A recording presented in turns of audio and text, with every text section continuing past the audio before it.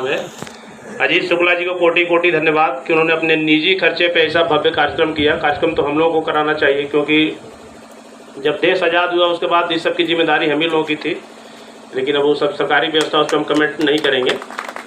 साथियों, अभी आपने हमारे जितने भी पूर्व के वक्ता थे, विजय शंकर चतुर्वेदी साहब का सुना कि हमारे अमर शहीद जो रहे हैं शुक्ला जी, इस तरह के 112 शहीद हमारे ज़िले में हुआ करते थे।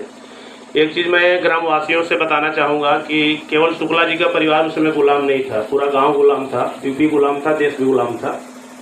उन्होंने जो किया पूरे गांव के लिए किया, और आज जिस पेड़ में उनको बांध कर यातना दी गई, कठोर यातना दी गई, उस पेड़ को देखो हम लोग तो बड़ा थोड़ा दिल को कष्ट हुआ कि वो ज़मीन हमारे नाम से नहीं है, यानी शुक्ला जी के परिवार की ज़मीन नहीं है। वहाँ पे कुछ कार्यक्रम करना चाह रहे थे हम लोग जो है, लेकिन नहीं कर पाए जो है। सबसे तो पहले मैं इसमें करबद्ध निवेदन करूंगा सरकार की तरफ से जो है कि अगर उनको पहले जैसे भूमि दान हुआ करता था, भूदान आंदोलन भी चला है, विनोबा भावे जी ने हमारे देश की गरीब जनता के लिए एक आंदोलन चलाया था, स्वतंत्रता आंदोलन का एक वो भी हिस्सा था जो है।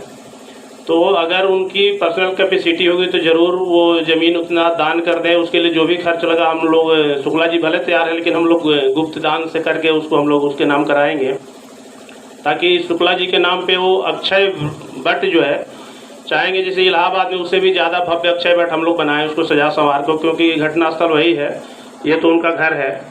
दूसरी बात, अभी हमने पढ़ा किताब में कि गीता के बड़े मर्मज्ञ थे। साथियों, हम सब जितने भी लोग यहाँ बैठे हैं, हम सबकी ज़िंदगी में कभी न कभी कोई बुरा समय या ऐसा समय ज़रूर आता है जब हमें समझ में नहीं आता हम क्या करें।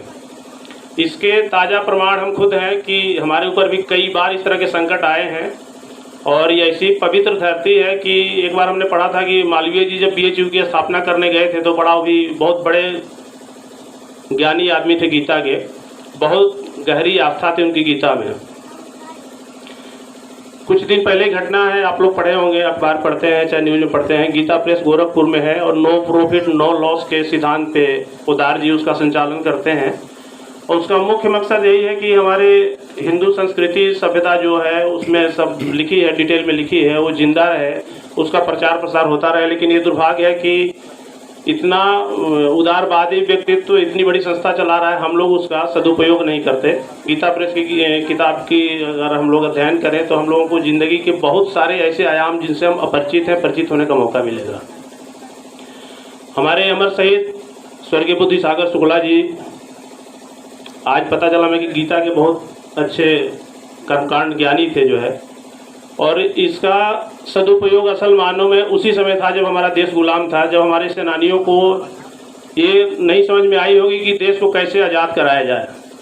अभी इस किताब में डिटेल लिखा है चतुर्वेदी जी ने कि मतलब क्या क्या उनके साथ हुआ। बड़ा दुर्भाग्यशाली, हम लोग केवल फूल माला चढ़ा के एक दिन साल में श्रद्धांजलि अर्पित नहीं कर सकते। असली श्रद्धांजलि यही है कि हम सोकर उठें तो जैसे भगवान का नाम लेते हैं उसके बाद हम शुक्ला जी का नाम लें, उनसे भी पहले नाम लें जो इन्होंने देश को आज़ाद कराने में इतनी कठोर यातनाएं झेली, स्वयं झेली।